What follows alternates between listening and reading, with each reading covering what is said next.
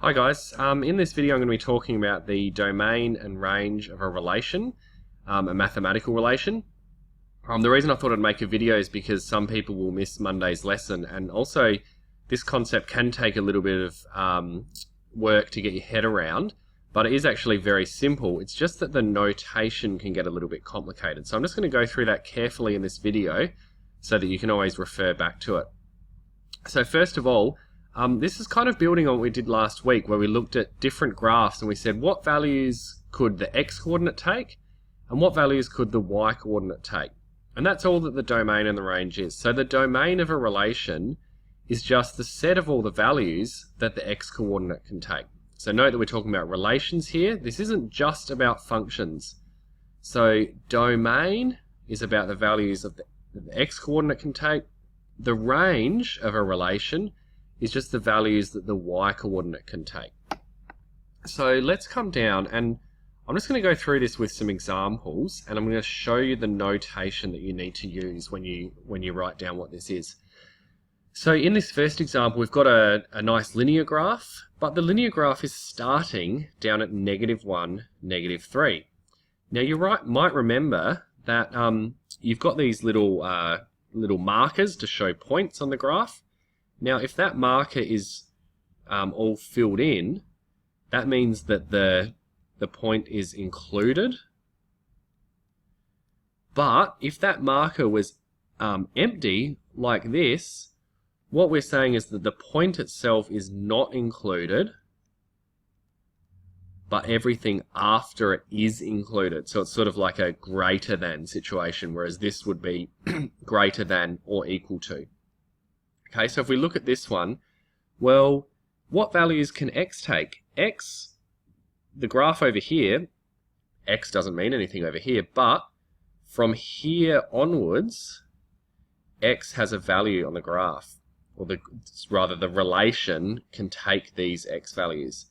So the values of x that it can take are x greater than or equal to -1.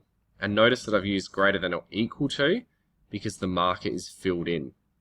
Now here's the notation I'm going to introduce. So I said that x can be x greater than or equal to -1. So I'm just going to draw a little line here, and then I'm going to put some curly brackets around it.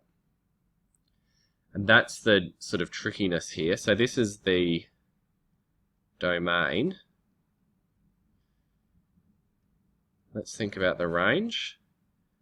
Well, that's the y values, and it's all the y values that are bigger than -3. So down here, the relation doesn't exist down here, but it does exist for when y is greater than or equal to -3, and I'm going to put a little line there. So this is just showing the values of y that y can take.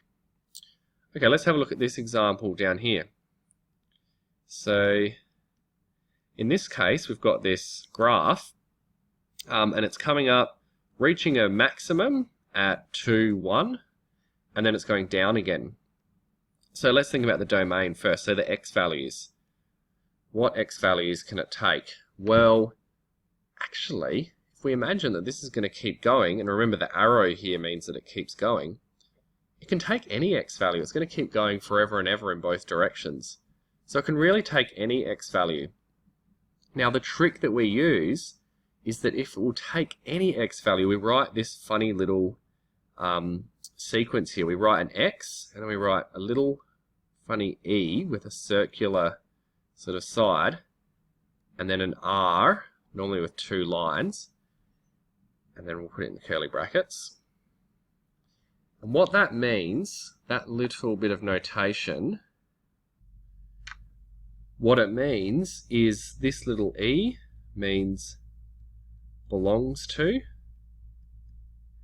and this r here means the real numbers, which is just all of the, all of the possible numbers. So anytime x can be anything or y can be anything, we write belongs to real numbers, and that just means anything.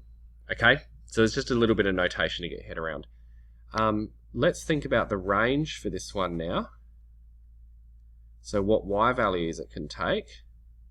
So what y values can it take? Well, it can take anything as long as it's down here somewhere. So we can't go anywhere above 1. So the y values it can take are any y values that are less than or equal to 1. And I used less than or equal to because this dot is coloured in. So we're actually including the case where y equals 1. Okay, let's just go down and do a couple more examples with some slightly new notation as well. So this first one here, well, look, it's our old friend, the asymptotes. So these are some hyperbole. We've got an asymptote at y equals 1 and an asymptote at x equals 2. Let's think about the domain. Which are the x values? Well, x can be anything because this keeps going forever and ever, and this keeps going forever and ever, but x won't be x equals 2 because these graphs will get closer and closer to x equals 2, but they'll never actually touch. So in this case, x can be anything except 2. So in this case, we just write x doesn't equal 2, and that's enough to specify the domain. If we want to think about the range, or the values that y can take, it's the same sort of thing. It can be anything, because this keeps going forever and ever, and this keeps going forever, but it won't touch where y equals 1. So it can be anything except y equals 1.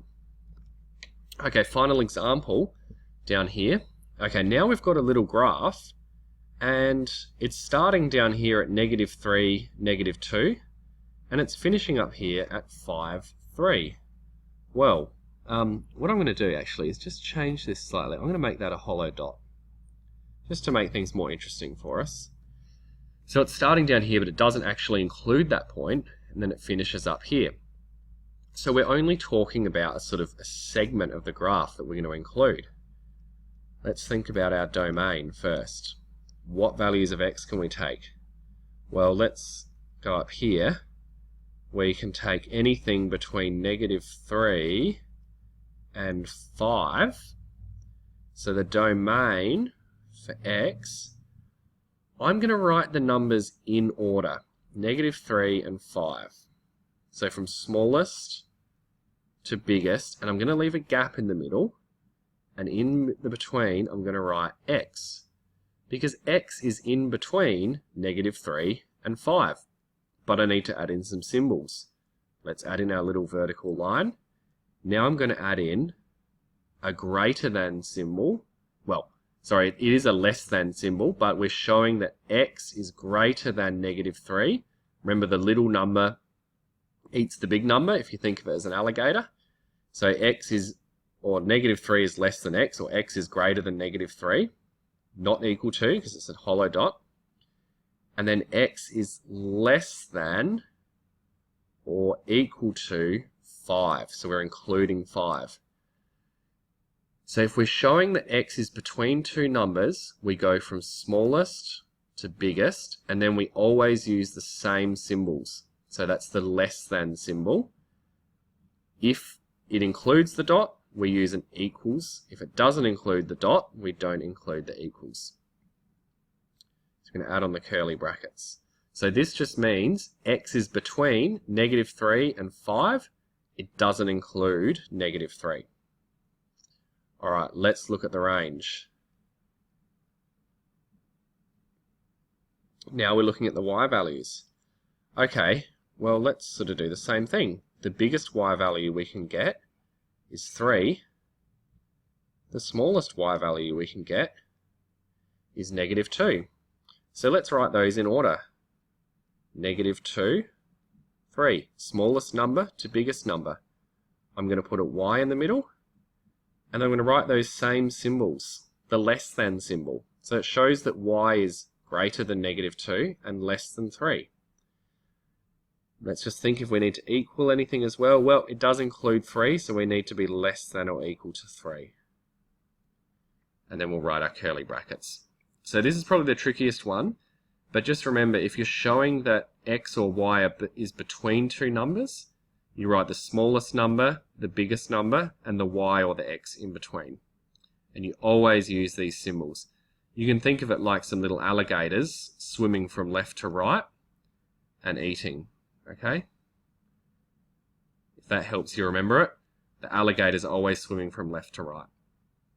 Okay, hope that helps. Thank you for watching.